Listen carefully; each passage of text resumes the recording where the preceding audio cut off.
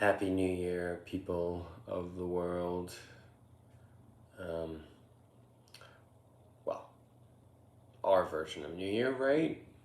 We'll get to Chinese New Year with a whole other set of standards and understandings to look forward to in the not too distant future. But for now, let's stick to our Gregorian calendar limitations and discuss a little bit of what's going on.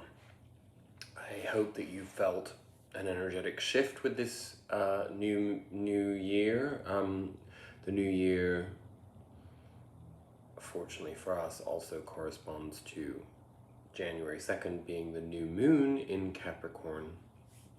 And that new moon will be trining Uranus in Taurus at the same time as Mercury moves into Aquarius.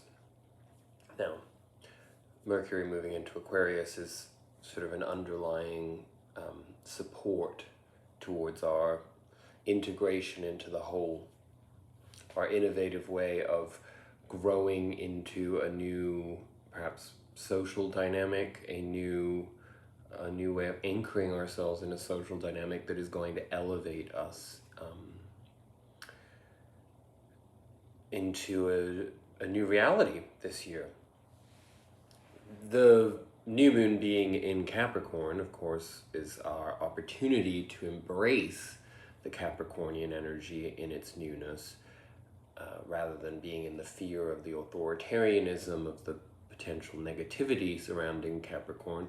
We have the opportunity now to focus on how these structures of power and empowerment and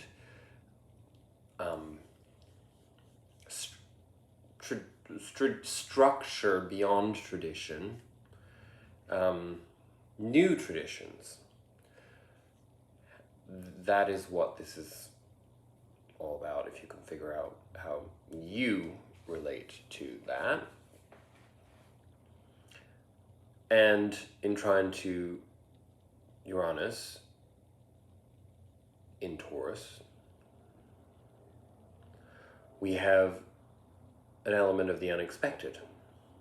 Now, the only way for me to interpret that would be to look for the unexpected in our environment, Taurus being an earth sign, and it's in how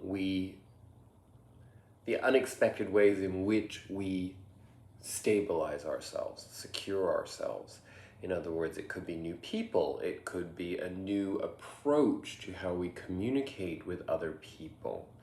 It most probably is that.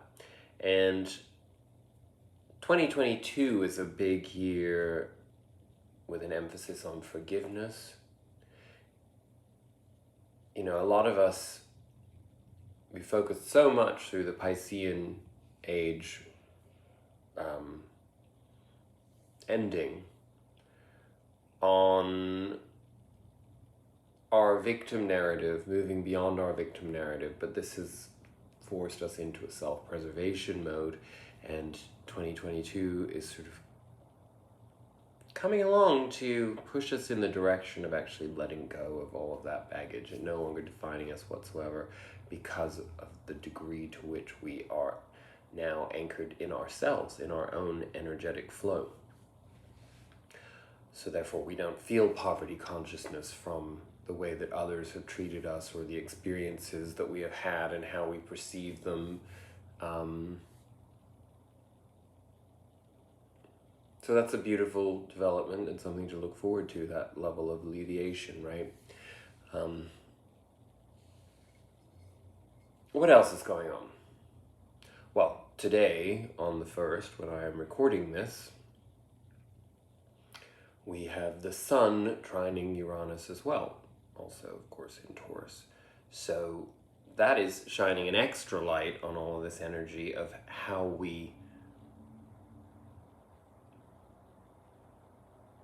root ourselves into our lives, our new thoughts about where we want to be in this coming year, our new pathways, the places that we see our freedom.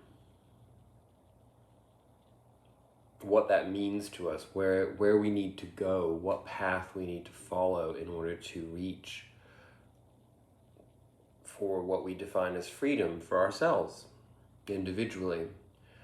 For many of you, that will be tied in with this alleviation of finding forgiveness and being able to let go of the weight of judgment, self-judgment, guilt, all of the things that we feel, even though we can be resolved and resigned in our intellectual approach to something, but underneath it all, it never really feels that good to be in any kind of disharmony, right? So no matter how righteous we may be,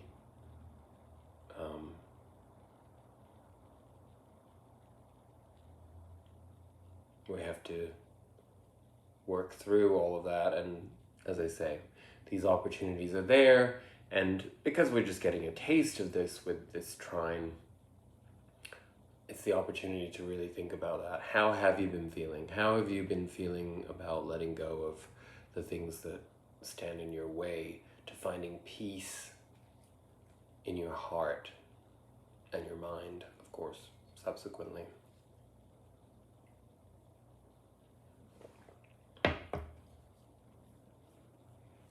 And I think all of that comes up in our reading, so we'll see how that manifests. There have been a bunch of squares taking place, as we talked about last week. Not the easiest of energy to get through, but I do feel as though we have a big breakthrough with these trines. And something else to look forward to later this month, I think it's on the 19th of January, we move into the new nodal dynamic of North Node in Taurus and South Node in Scorpio. As a Taurus rising, I think I shared that with you before. I'm very excited about this. It's a big opportunity for lessons. You'll have to look up where those things are in your own chart, but I'm very hopeful about this influence because the Taurus Scorpio axis is a very interesting development that builds on what we've just been talking about, which is how the sort of the spiritual, the transcendental marries itself to the earthly three-dimensional experience. And it's much more complex than that. And it will also be interpreted in much more mundane ways than that, but for now we'll just stick to the broadness of those ideas until we reach that turning point and see how it's manifesting for us. Okay, on that note, I will go right into the reading. We got a bunch of oracle cards that I'm hoping through speaking and reading the messages we'll come to an understanding of how they interact with each other with our tarot reading. For now, they seemed a little disjointed for me, but listen, there's always something to be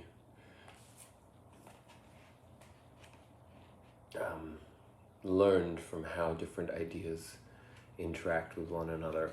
Our card of the week from the Soul's Journey Oracle, sorry for the shine there, Perseverance.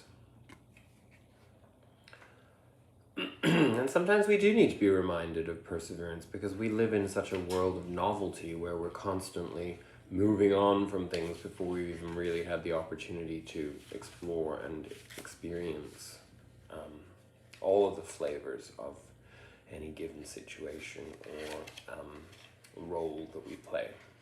So, I know that I can do whatever I set my mind to. That's a good way to start the new year, right? As a soul, you are on a mission in this physical dimension. You are the only one who knows the correct path to take. Your intuition, your connection to spirit is your compass. You have the power to stay the course, and you are stronger and more determined than you might first think. In order to experience many successes in life, you must mature and realize the strength within yourself and the quality of inner courage. Life doesn't just happen. We must make it happen. It is natural for us in this human school to shy away from what we believe to be difficult because we concern ourselves with how others will perceive us. We are afraid of failure, ridicule, or coming up short. Now is the time to make the proper changes and take risks and do things you never thought you could before. Your soul must learn to become aware of its inner strength. Live the joyfulness your soul yearns for, and engage in activities you have always wanted to try but were afraid you'd fail at. Your soul would not yearn for something that you couldn't accomplish. You have the strength and fortitude to be capable of greatness. Well, that has a lot of gusto to it. So thank you, Spirit, for that as our first main priority of the new year, right? Where to next?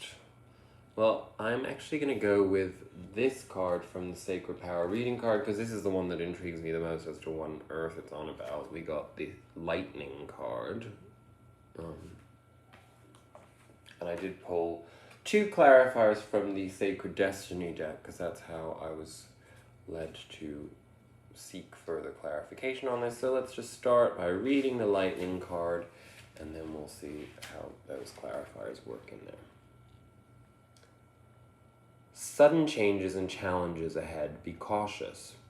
A force to be reckoned with, the beautiful Egyptian goddess Isis brings love and awakening of spirit. This is very much the Uranus card. So I feel pretty good about Uranus and the energetic flow from Uranus right now. So don't take too much heed from the idea of the warning side of this. I think it's more, it is the unexpected, the planet of the unexpected. It's also the planet of freedom, as I emphasized on,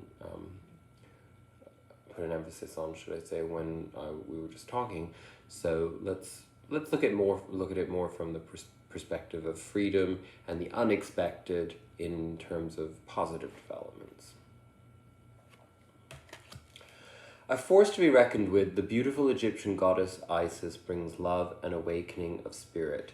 By breaking old chains and shattering outdated belief systems, Isis opens your heart to receive true love and healing through empowerment and movement.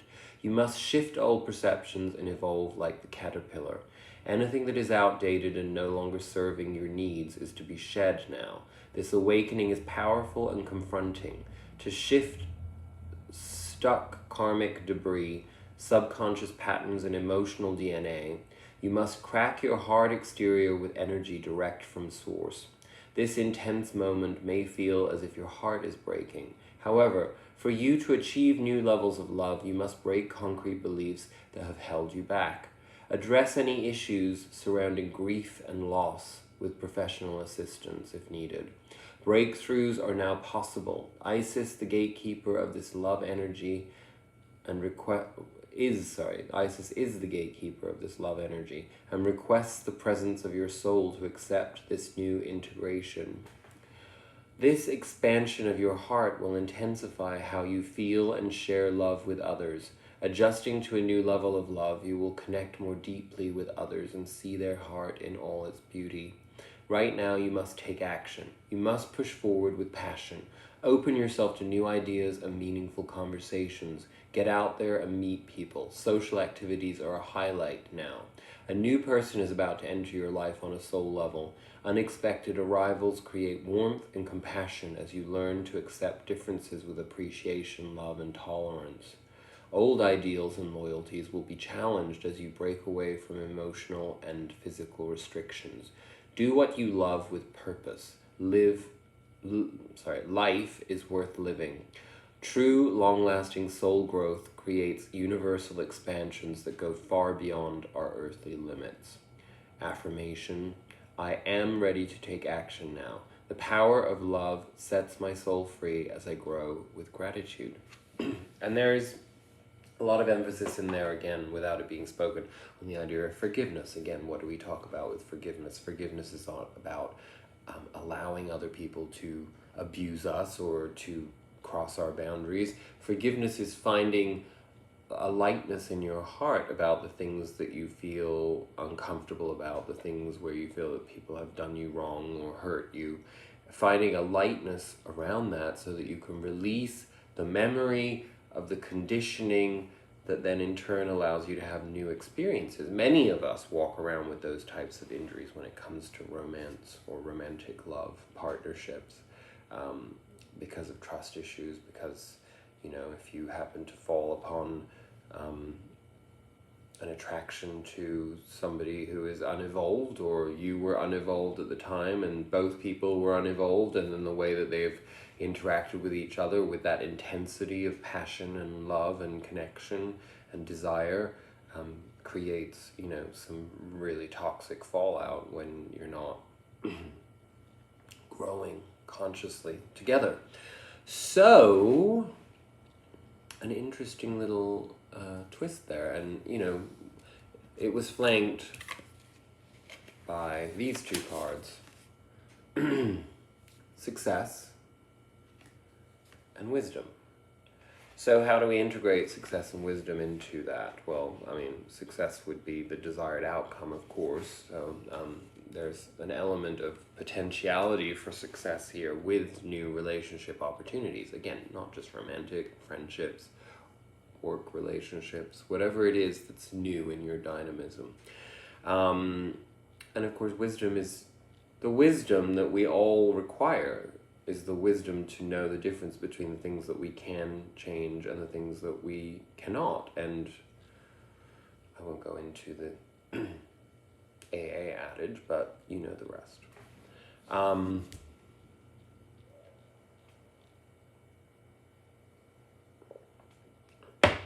And then finally, for our oracle segment, we got these two, and they did come out together quite emphatically, so I will read both of them. Let's start with slow down to relax, break to enjoy the beauty around you,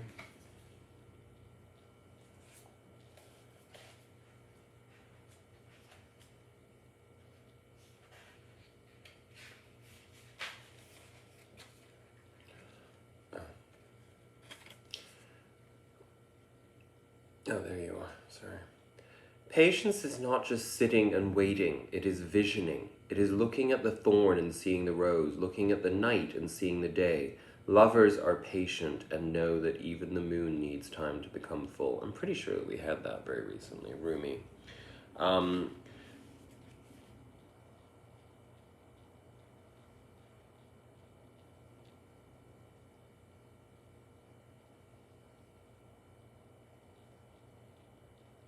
I don't know why I feel like I'm just going to read the other card, basically, because I think that it addresses both slowing down to relax without emphasizing the inner journey, because I don't really feel that it is so much an inner journey thing. But the other card, again, sort of on the same page, simple pleasures.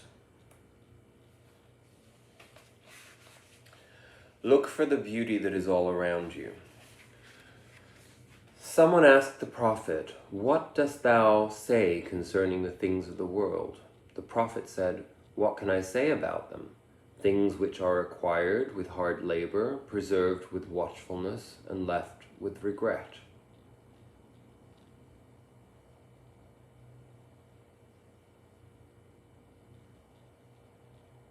Not sure I really understand that. Shall I read it again? Okay. Someone asked the prophet, "What dost thou say concerning the things of the world?" The prophet said, "What can I say about them? Things which are acquired with hard labor, preserved with watchfulness, and left with regret." It seems a bit cryptic. I understand what it's saying, but I don't really like the cryptic nature of that, but let's read anyway. We are meant to enjoy this life in an infinite variety of ways. The more self-aware and self-accepting we become, the happier we will be. If days seem to go by before we know it, it can be because we forget to be aware and attentive to the smaller pleasures in life. Sufi wisdom softens and opens us up to love, and this includes an attitude of compassion for our own being. The Sufi master... My accent sometimes is so fucked up, right? The Sufi master, Ansari, wants you to realize that you were born with potential. You already possess everything you need to enjoy life. You are protected in the loving arms of a divine creator. Stay focused to truly accept what is coming to you in this present moment. When you are faced with challenges, try and meet them with a positive attitude. Goals that bring you peace are achieved through perseverance. Dear one, inner peace or happiness is not what you have to work to achieve.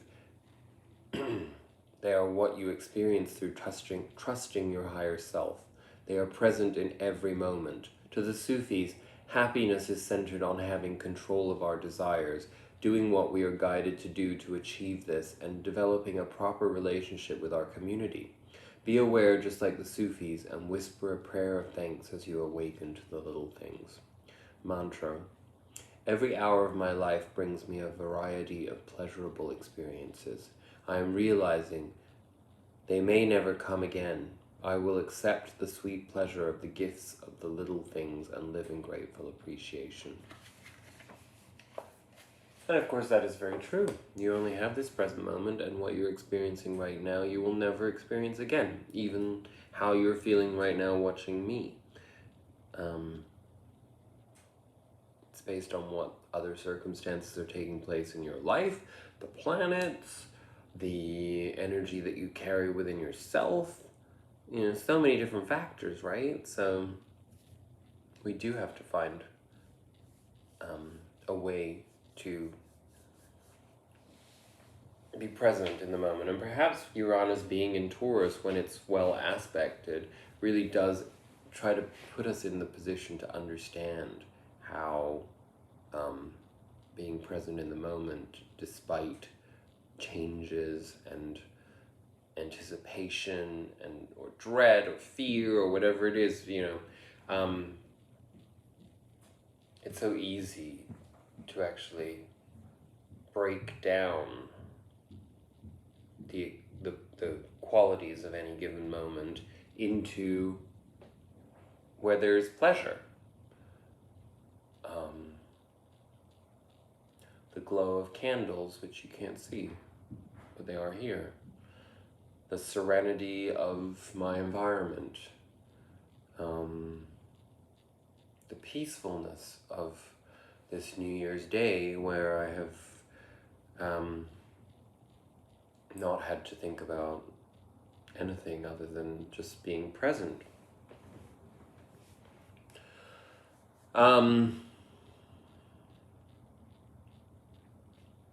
Yeah. So, let us get into our tarot. So our underlying energy, we got the Star, which is a beautiful card to have. Of course, the Star is a card of perfect alignment. The Star indicates being in complete flow with opportunity that the universe brings. And it's where we manifest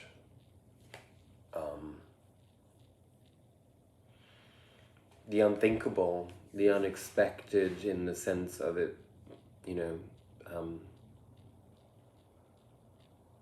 surpassing our expectations.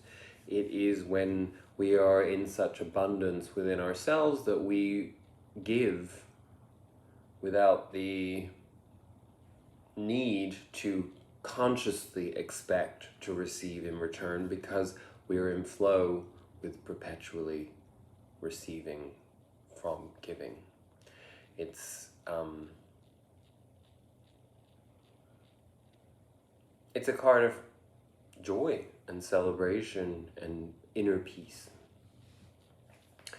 And it was accompanied by these clarifiers, the world. So I was like, well, what's the ending that we are waiting for, or that is happening right now? It was clarified by an Osho Zen card, the Miser. So, because the Miser is what we're moving away from, I will briefly read what the message is on that, so that we can get an idea of exactly what we're resolving right now.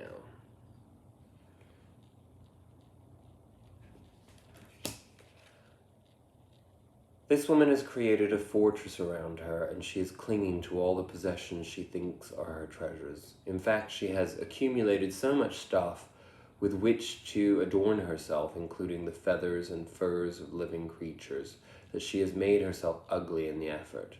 This card challenges us to look at what we are clinging to and what we feel we possess that is so valuable it needs to be protected by a fortress. It needn't be a big bank balance or a box full of jewels. It could be something as simple as sharing over time with a friend, or taking the risk of expressing our love to another. Like a well that is sealed up and becomes stagnant from disease, our treasures become tarnished and worthless if we refuse to share them. Whatever you're holding on to, remember that you can't take it with you. Loosen your grip and feel the freedom and expansiveness of sharing that sharing can bring. So here we have that notion of forgiveness, again, letting go of the heaviness, also acceptance, being present in the moment. So many different elements here that the miser coming to the world, the end, and moving into that star energy pretty much spells out a common theme here, right? The moment you become miserly, you are closed to the basic phenomenon of life, expansion, sharing. The moment you start clinging to things, you have missed the target. You have missed. Because things are not the target. You, your innermost being, is the target. Not a beautiful house, but a beautiful you. Not much money, but a rich you. Not many things, but an open being available to millions of things. That's very beautiful.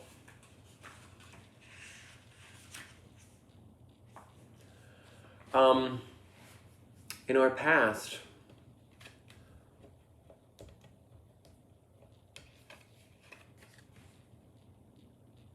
we have the Temperance card. So the Temperance card is what got rid of the miser, right? That is being in flow. Again, this is sort of a prior stage to the star, really. It's sort of the more three-dimensional version of finding balance. Perhaps observing ourselves and realizing where we're out of alignment and how much we're responsible for those imbalances because of holding on to structures, beliefs, traditions that don't serve us, limitations.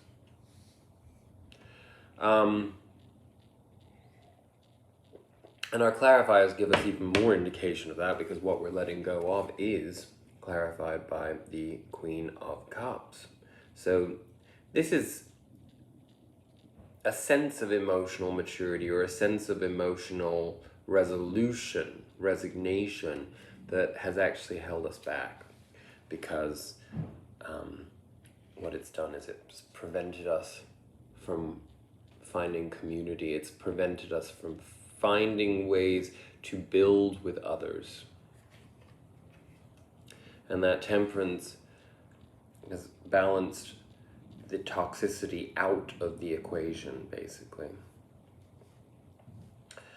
At the center of our reading, we had these three cards came out. The Eight of Cups. The Eight of Pentacles, sorry. The Work card, the Craftsman. The Four of Cups, which is the Miser. Emotionally, the Miser. It's also emotionally despondent, emotionally uninterested, emotionally cynical. And then the Page of Pentacles, handing us the start of a new opportunity, a new manifestation into our material life that will bring us into a brand new, evolved chapter. Now, putting these together,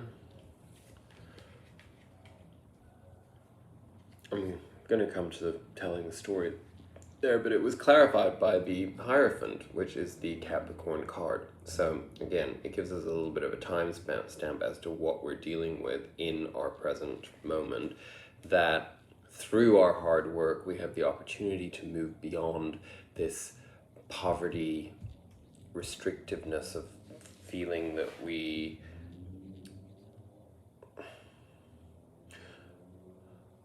know everything about our, relationships and how things can be and how we can feel, and oh, we're not going to put ourselves through that again, and oh, this person is like this, oh, I don't want to explore this, oh, I don't want to have this experience of this dynamic of people. We've worked very hard to grow beyond the limitation of projecting our own fears onto other people, because it doesn't matter. They cannot condition us. They cannot change us at this point. All of that was done when we were children, when we were adolescents, when we were young adults, in sometimes even well into adulthood, where we are, we repeat patterns in order to, we attract people into our lives that give us the opportunity to repeat patterns so that we can eventually expunge the tragedy out of our experience, and subsequently find a blank slate always, in order to give ourselves the opportunity for new experiences, new types of relationships, new types of people, not replicating what we were taught was the right way, or what we, because we had a pleasant experience of something, that's what we're going to chase again. The reality is, it's pretty logical if you really think about it. If it didn't work out, then you probably shouldn't be trying to, have the same type of experience. But we are all addicted to those experiences. That's our devil energy that we have to work through all the time. And the devil's a trickster, right? So some things come in shiny packages. It turns out they're not so bright and shiny after all. With maturity and experience, we learn to better choose our experiences, and certainly to eliminate falling too fast and hard into traps that don't serve us. But that can also make us blocked. So this is all ending, ironically, through Capricornian energy, and I think this is all about us coming into a new understanding of building new rules, new structures for ourselves that actually serve our higher self, that serve our higher purpose, that serves us to have new experiences. You may find, as an intelligent person, generally you will find that you experience, you feel like life is, narrowing in experiences, but that's ego getting in the way of the intellect, right? Anyway, I'll leave you to think about that. But this opportunity is manifesting in a small, quiet way, perhaps this week. Again, it's a pentacle, but that doesn't necessarily mean it's material or money. It's about your life and the building blocks of your life. It can be a relationship. In fact, you'd be better off having a pentacle to delineate a new relationship, because it means that there's something to build on. If it's just all cups, then that can be a little ungrounded and frankly not sturdy for investment. Which leads me to pointing out that our outcome cards that we received are the Ace of Pentacles. So there you have it. It's literally as it's showing. You've got this card here in our present holding up that Ace of Pentacles, and here we receive it in our outcome in communion and joy, and it's depicted here as being the interaction of two angelic beings. It's clarified by the Ace of Cups. So I would say there's a very good chance for a lot of us well, all of us, that there is some form of new relationship dynamic developing in our lives. Again, don't build it up into something that you have already experienced before, because that's not what this is all about. You can't know what it is. Just be open to it and see whatever it is. As I say, it can be a friendship, a new community, a lover, a deepening of a family bond, and anything on that level. But it's a new emotional journey. The Ace of Cups and the Ace of Pentacles together tells us that we're bringing into our material 3D existence a new emotional understanding and an opportunity for a pathway for a new type of emotional upgrade, essentially. So that's pretty exciting. I'm always looking for those, and I hope you are too. I did take advice cards to give us a little bit of more depth into the understanding of the arc of these cards. So we had the Poverty Consciousness card, the Five of Pentacles, along with the Seven of Cups, which is when we are overwhelmed with the idea of there being so many options that we don't actually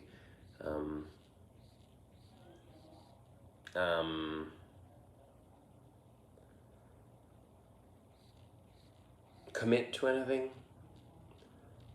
We make poor choices because we get overwhelmed like a baby in a candy store, you know. I don't know how to explain that exactly in this context, but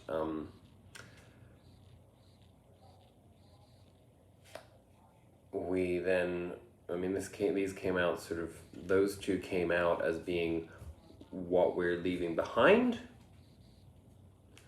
and in their place we got two other cards, the Five of Pentacles being cancelled out by the Hermit. So again, this is an implication that right now, if you're putting this in context of the Hierophant at the middle of this process of moving out of poverty consciousness, out of emotional limitation, getting in our own way to preventing us from having new experiences that we actually desire, that this requires an inner narrative. So be sure that you are taking the time to hear your thoughts, to sit with them, to understand your process, to listen to yourself when fears arise, when an ego response takes place. Listen to all of these things and quieten your experience in the moment to a level where you can find the positive and focus on that positivity around it. And also just to redefine whatever it is you're experiencing. You know, I mean, if you're looking at something as being one way, and you know that it's getting in your way to feel that way, no matter how, you know, you can be like, well, but that happened and this person was like this and I did, you know, you are it's a self-fulfilling prophecy in that way, you know. I'm not telling you that you should allow people to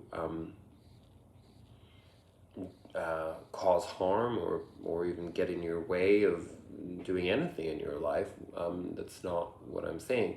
What I'm saying is that rather than chaining yourself to the past experience of a person, unburden yourself of the memory, knowing that you're not going to make the same mistake twice with the same person or with the, you know, same situation. Instead, trust the flow, trust your growth. And that is what we do when we contemplate, when we're in the hermit mode. But, you know, we have to remember that the hermit carries a lantern not just to guide himself, but also to guide others. So we lead by example through setting a spiritual tone to our resolution of ego-driven discomfort and problems in our lives. And in turn, we get a 10 of Pentacles. That is our pathway to abundance, emotional, physical, spiritual abundance. So that's the advice. I hope that can be integrated in all of that. We did get one clarifier on that, which is why I know that it's all about the ego. The Five of Wands is there. So the Five of Wands is, it's when we're fighting for our boundaries, but given that we're moving away from a Five of Pentacles and Seven of Cups energy there, this is about no longer fighting from a place of self-preservation. It's transcending the ego. And I think our Osho Zen card of conclusion for the week, where we will end up in our spiritual process as a result of whatever takes place in the week ahead, will give us context on all of this, the maturity card.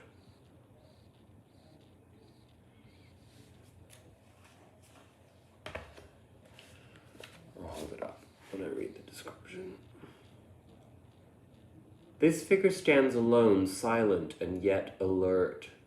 The inner being is filled with flowers that carry the quality of springtime and regenerate wherever he goes. This inner flowering and the wholeness that he feels affords the possibility of unlimited movement. He can move in any direction.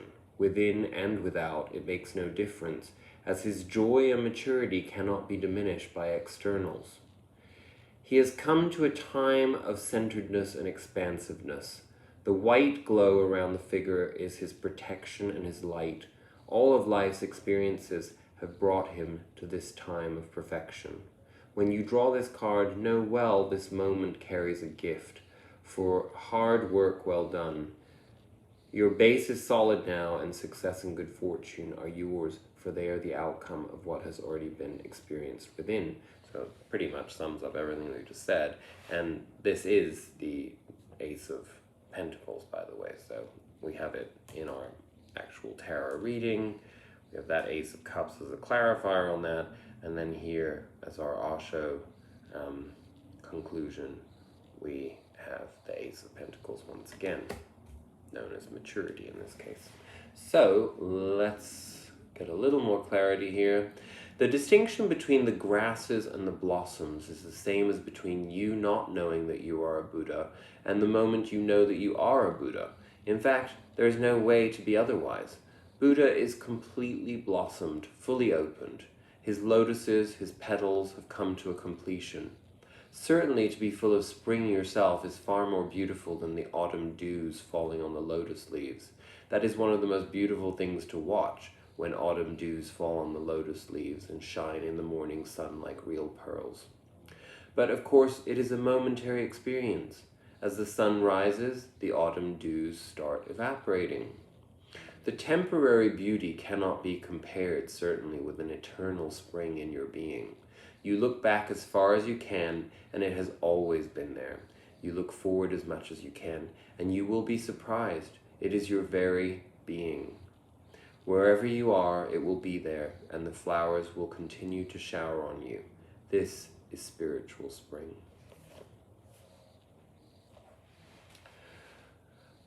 Okay, well, I think that all of these messages came together very, very well, and I'm kind of really happy that we got such a deep spiritual and physical manifestation of wisdom here for us to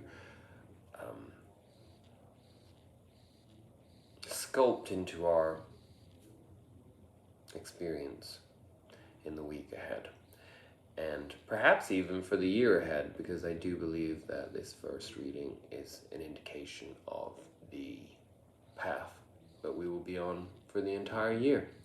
In fact, I'd kind of intended it that way. I thought about doing an annual reading, so I think Spirit knows what to do in those broad cases.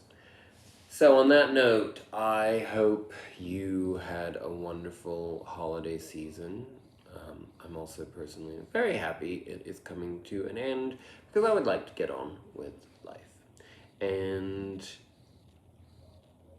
that's not a very good indication of me being present in the moment, is it? So shame on me. But you know what I mean. These holidays tend to put us all in the position where we have to compare ourselves to others as to what we have, what we don't have. Is everybody else like more loved? Is everybody else enjoying themselves more? It becomes a reflection of the nightmare of the society that we've developed, that is also coming to its slow end. So while I appreciate that, hopefully you all had joy and love and lots of communal experiences over the holiday, as I did not, I'm ready for more of those to come here in January and for the rest of this year. In fact, may 2022 be brand new in every single way. New people, new experiences, new ways of perceiving everything as we experience it, in a way that elevates us and elevates our frequency, our vibration, and brings us all closer together on an energetic level to create love and joy and beauty and all things that make this world spin. I wish you a blessed 2022, and I look forward to seeing you throughout the year. Namaste.